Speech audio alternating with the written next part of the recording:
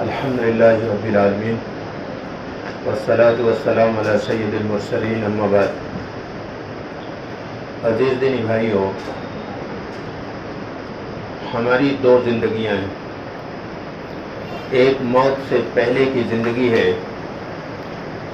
اور ایک موت کے بعد کبھی نہ ختم ہونے والی زندگی ہے۔ ان دونوں زندگیوں میں کامیابی کا ایک اہم نسخہ آج آپ کے سامنے رکھنے جا رہا ہوں۔ موت کے بعد کی زندگی پر تو کسی دن تفصیل سے بات کروں گا، اس کے سائنٹیفک ثبوت بھی لاؤں گا۔ آج تو میں اس دنیا میں کامیاب زندگی گزارنے کا اور موت کے بعد کی کامیاب زندگی کا ایک چھوٹا سا نسخہ آپ کے سامنے رکھنے جا رہا ہوں۔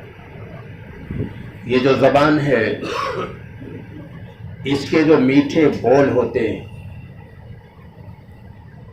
اس میں اتنی مٹھاس ہوتی ہے، خدا کی قسم شہد میں بھی اتنی مٹھاس نہیں ہوتی۔ یہ زبان کے میٹھے بول ٹوٹے ہوئے دلوں کو جوڑ دیتے ہیں اور سکون اور امن قائم ہو جاتا ہے۔ اور اس زبان کے کڑوے بول جو ہیں، یہ اتنے بدبودار ہوتے ہیں کہ ان کڑوے بول کے ذریعے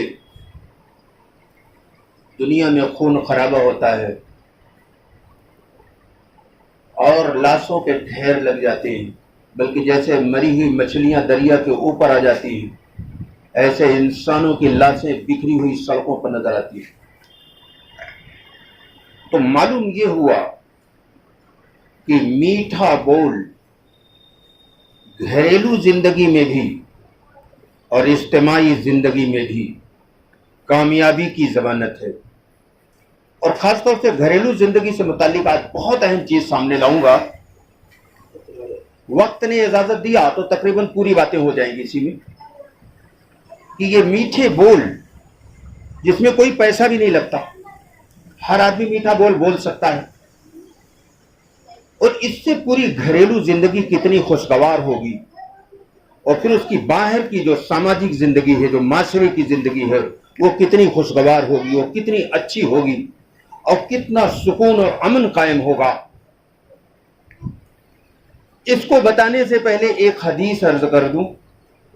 بخاری و مسلم کی ایک حدیث ہے، اللہ کے ابو ہریرہ رضی اللہ تعالیٰ عنہ اس کے راوی ہیں۔ اللہ کے رسول صلی اللہ علیہ وسلم نے فرمایا، اللہ نرم ہے، وہ نرمی کو پسند کرتا ہے۔ اور صحیح مسلم کی روایت ہے کہ رسول اکرم صلی اللہ علیہ وسلم نے فرمایا، اللہ نرم ہے، وہ نرمی کو پسند کرتا ہے، اور وہ نرمی پر جو دیتا ہے وہ سختی پر نہیں دیتا۔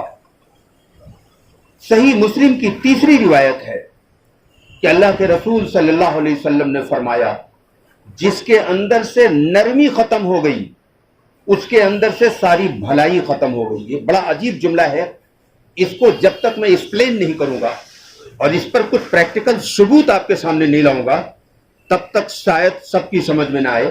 یہ بہت امپورٹنٹ بات ہے، اور یہ اگر کوئی آدمی اپنی زندگی میں اپنا لے تو آج جو اسٹریس کا میٹر ہے اور گھریلو اور تمام سب مسائل ہیں، یہ سب ختم ہو جائیں گے۔ اور اس بات کو بھی سمجھنا ہے آج ہی کہ جس کے اندر سے نرمی نکل گئی، اس کے اندر کوئی بھلائی نہیں۔ یہ ابھی واضح ہو جائے گا تھوڑی دیر میں۔ میں نرمی کے فوائد پر ایک واقعہ جو ابھی چند دن پہلے میں نے کسی کتاب میں نہیں پڑھا، ایک مولانا صاحب الدین ندوی صاحب ہیں، انہوں نے واٹس ایپ پر مجھے بھیجا، وہ عربی میں پوری تقریر ہے، وہ نرمی پر ہی ہے، وہ میں آپ کے سامنے لا رہا ہوں۔ عرب نے بتایا کہ ایک بہت نیک صالح عورت پتہ نہیں کیوں کس بات پر ایکسائٹڈ ہو گئی، اس نے اپنے شوہر سے کہا، اگر تو اصلی مرد ہے تو مجھے آج طلاق دے دے۔ وہ بیچارہ خاموش رہا۔ اس نے کہا، کیا ارادہ ہے، کیا سوچ رہا ہے؟ اگر اصلی مرد ہے تو مجھے طلاق دے جلدی۔ وہ پھر بھی بیچارہ خاموش رہا۔ اس عورت نے پھر اس کو بہت جوش دلایا اور کہا، اگر اصلی مرد ہے تو طلاق دے مجھے جلدی سے۔ اس نے کہا اچھا کاغذ دیجیے. کاغذ اور قلم لایا گیا اور اس نے کچھ لکھا اور کہا کہ لیجیے. بیوی نے کاغذ لیا اور اپنے بچوں کو لیا اور لے کر کے اپنے میکے چلی گئی. 5-6 دن کے بعد اس نے فون کیا اور رونے لگی کہ لیکن میں اس دن بڑی غلطی پر تھی اور میں آپ کے بغیر اب رہ نہیں سکتی. تو اس نے کہا کیوں کیا ہوا؟ اس دن تو آپ کہہ رہی تھی اگر مرد ہو تو طلاق دے دو. تو کہنے لگی نہیں مجھ سے بڑی غلطی ہوئی اور میں بہت غلطی پر تھی. تو اس نے کہا اچھا ذرا کاغذ کھول کے دیکھو اس میں کیا لکھا ہوا ہے. اس میں اس نیک اور صالح مرد نے لکھا تھا کہ اگر زمین آسمان بھی اکٹھے ہو جائیں پھر بھی میں تجھے طلاق نہیں دوں گا. اور جو اس نے کاغذ پڑھا تو خوشی کے مارے رونے لگی اور کہا تم تو مردوں کے بھی مرد نکلے. یہ کوئی لفاظی نہیں، اللہ کے رسول کی ایک حدیث اس کی تائید میں. اللہ کے رسول نے فرمایا سب سے بڑا پہلوان کون ہے؟ آپ تو یہ سمجھتے ہوں گے دشمن کو پچھاڑ دے، پہلوان کو پچھاڑ دے کشتی میں. کہا نہیں، سب سے بڑا پہلوان وہ ہے جو اپنے غصے پر قابو کر لے. اس بات کی طرف اس عورت کا اشارہ ہے کہ آپ تو مردوں کے مرد نکلے. تو سب سے بڑا مرد وہ ہے جو اپنے غصے پر قابو کر لے. اب اس میں یہ بتانا چاہ رہا ہوں اگر اس کا شوہر نرم مزاج نہ ہوتا اور اس کے اندر صبر کا مادہ نہ ہوتا تو گھر تو اجڑ گیا تھا بھائی، بچے بھی برباد ہو جاتے، بیوی بھی ہمیشہ کے لیے چھوٹ جاتی وغیرہ، بہت سارے مسائل کھڑے ہو جاتے. لیکن ایک آدمی نے صبر سے، ضبط سے، نرمی سے کام لیا تو سارا مسئلہ اس کا حل ہو گیا. اسی لیے شریعت کا یہ حکم ہے کہ اولاد سے بات کرو تو حاکمانہ انداز میں نہیں، نرمی سے، پیار سے، محبت سے. بچے حاکمانہ انداز اختیار کرنے سے بگڑتے ہیں. اس لیے جو بچے کانوینٹس میں پڑھتے ہیں ان کو یہ اصول معلوم ہے اور یہ ہمارے یہاں سے انہوں نے لیا ہے، یہ ہمارے احادیث میں موجود ہے. لیکن ان کے یہاں ہمارے یہاں الٹی کچھ چیزیں سنائی جاتی ہیں جس کی کوئی دلیل نہیں، میں اس کو ثابت کر سکتا ہوں. جو لوگ کہتے ہیں بچے مارے بغیر نہیں پڑھتے وغیرہ وغیرہ، یہ سب بکواس ہے. میں احادیث سے ثابت کر سکتا ہوں یہ بکواس ہے. کانوینٹ کا یہ اصول ہے اور خود حضور نے یہ فرمایا تھا کہ استاد بچے کے ساتھ ایسا پیش آوے جیسے باپ شفیق مانے محبت کرنے والا، کروڑا میں باپ، جیسے محبت کرنے والا باپ اپنے بیٹے کے ساتھ پیش آتا ہے تو محبت کرنے والے باپ سے تو بیٹا بے تکلف ہوتا ہے، جو چاہتا ہے وہ کہہ لیتا ہے. اور ایسا استاد کی جو یاد ہو اس کے خوف سے وہ بھی بھول جائے وہ تو کسائی ہو گیا نا. تو کانوینٹس کا جو اصول ہے وہ یہ ہے کہ بچے کو مارا نہیں جائے گا.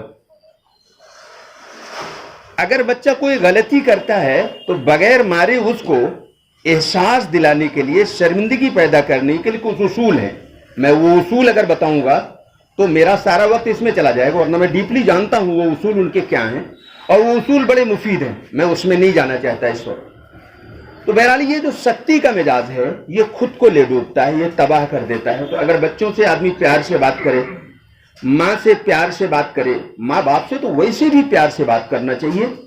ماں کے سامنے یا باپ کے سامنے آنکھیں ملا کے بات کرنا، غرض کے بات کرنا، تیزی سے بات کرنا، وہ تو اس بات کی ضمانت ہے کہ اس نے اپنی جہنم الاٹ کر دیا. اگر ماں سے نرمی سے بات کرتا ہے، باپ سے نرمی سے بات کرتا ہے تو فرما برداروں میں لکھا جاتا ہے، یہ حدیث ہے. اور اگر ماں باپ سے وہ اکڑ کر بات کرتا ہے تو یہ نافرمان لکھا جاتا ہے اللہ کے ہاں. قرآن کہتا ہے ان کے سامنے اوف بھی نہ کہو. تو یہ ایک چھوٹی سی حدیث کا ٹکڑا ہماری پوری زندگی پر محیط ہے. اگر ہم اپنی ماں سے نرمی سے بات کریں، باپ سے نرمی سے بات کریں، بیٹے سے نرمی سے بات کریں، بیوی سے نرمی سے بات کریں، پڑوسی سے نرمی سے بات کریں تو کوئی جھگڑا ہوگا؟ امن قائم ہو جائے گا. تو یہ جو اللہ کے رسول صلی اللہ علیہ وسلم نے فرمایا جس کے اندر نرمی نہیں اس کے اندر کوئی خیر نہیں. تو اس مثال سے، اس واقعے سے یہ بات واضح ہو گئی. بعض لوگ کہتے ہیں کہ مجھ سے تو غصہ برداشت نہیں ہوتا، میں کیسے نرمی اختیار کر سکوں؟ تو بھائی یہ ایک بیماری ہے آپ کو. اس پر میں ایک واقعہ یاد آ گیا اور غالباً میں نے ایک بار یہاں بتایا بھی تھا کسی جمعے کو، غالباً مجھے پکا یاد نہیں، کہ برہما کماری ایک مشنری ہے، اس کو جو لیڈ کرتی ہیں وہ سب عورتیں ہوتی ہیں، ان کو دیدی کہا جاتا ہے. تو دیدی نے ایک کانفرنس کیا جس میں صرف نرسیں تھیں. نرس سمجھتے ہیں جو اسپتال میں کام کرتی ہیں, وہ سب نرس تھیں. تو دیدی نے پوچھا کہ آپ لوگوں کے سامنے کیا پرابلم ہے؟ تو نرسوں نے ایک زبان ہو کر کہا کہ یہ ڈاکٹر جو ہے بہت چلاتے ہیں, یہ پرابلم ہے. تو دیدی نے جواب دیا کہ وہ تو پیشنٹ بھی چلاتا ہے, کھانا بھی پھینک دیتا ہوگا, زور سے چیختا ہوگا, دوا پھینک دیتا ہوگا. تو نرسوں نے کہا وہ تو مریض ہے, اس پر غصہ نہیں آتا, ہمیں کوئی ٹینشن نہیں ہوتا, تو مریض ہے اس لیے کر رہا ہے. تو دیدی نے جواب دیا کہ آج سے جب کوئی ڈاکٹر تم پر غصہ کرے تو زور سے اپنی زبان کو, اپنے دل کو کہنا کہ یہ بھی مریض ہے. اب دوسرے دن ایک نرس نے دیدی کو فون کیا کہ ارے آپ نے تو ساری سمسیا کا سمادھان کر دیا, اردو میں کہیں گے سارے مسئلے کا حل کر دیا. آج مجھے ڈاکٹر بہت چیخا تو میں نے اپنے زور سے اپنے دل کو کہا کہ یہ مریض ہے, بس مجھے سکون مل گیا. یہ ایک لفاظی نہیں ہے, سچ میں غصہ مریض کو ہی آتا ہے, یاد رکھنا ہی. اب وہ مرض کی کیا کیا وجوہات ہیں, میں سائیکارٹسٹ تو نہیں ہوں, سائیکارٹسٹ وہ پورا پڑھایا جاتا ہے, لیکن میں تھوڑا بہت جانتا ہوں. 8 وجہیں ہیں اس کی, اور ان میں سے کسی ایک وجہ پر بھی میں اس وقت گفتگو نہیں کر سکتا, اس لیے کہ گھڑی کے کانٹے مجھے بولنے کی اجازت نہیں دے رہے ہیں, مجھے کچھ اور باتیں کہنی. لیکن ایک وجہ آپ کو بتا دے رہا ہوں. جب آدمی معصیت میں زندگی گزارتا ہے تو اس کا پہلا ریئیکشن باڈی پر یہ ہوتا ہے کہ اس کے اندر چڑچڑاپن آئے گا, جس کو آپ غصہ کہتے ہیں.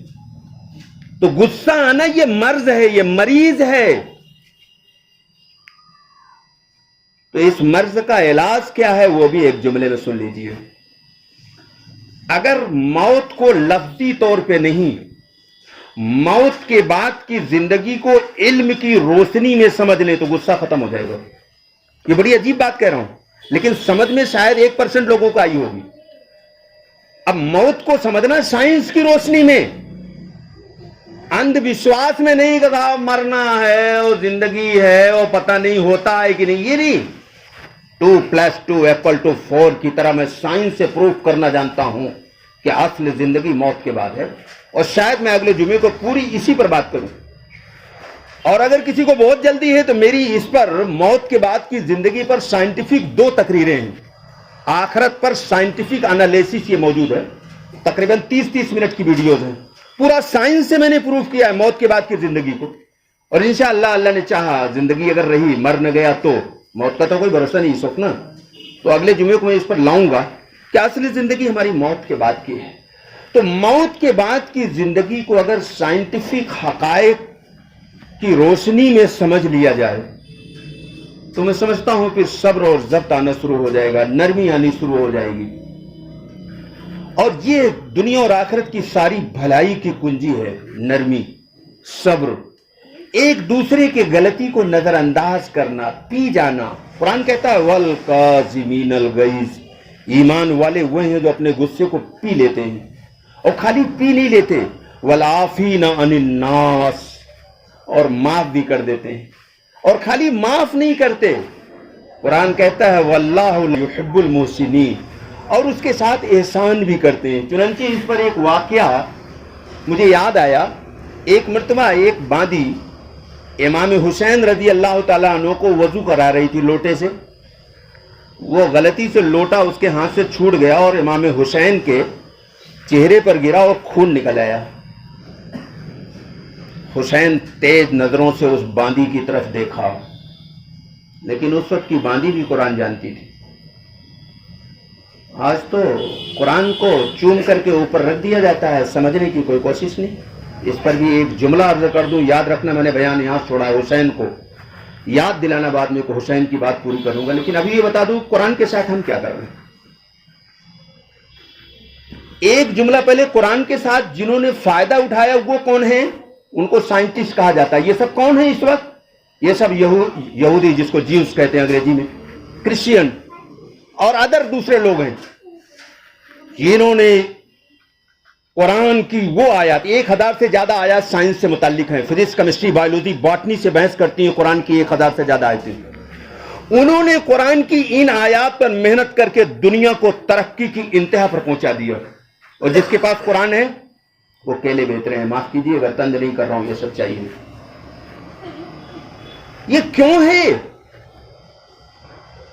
آپ نے خدا کی کتاب کے ساتھ جو بغاوت کی ہے اس کی مثال اس زمین پر کہیں نہیں ملتی.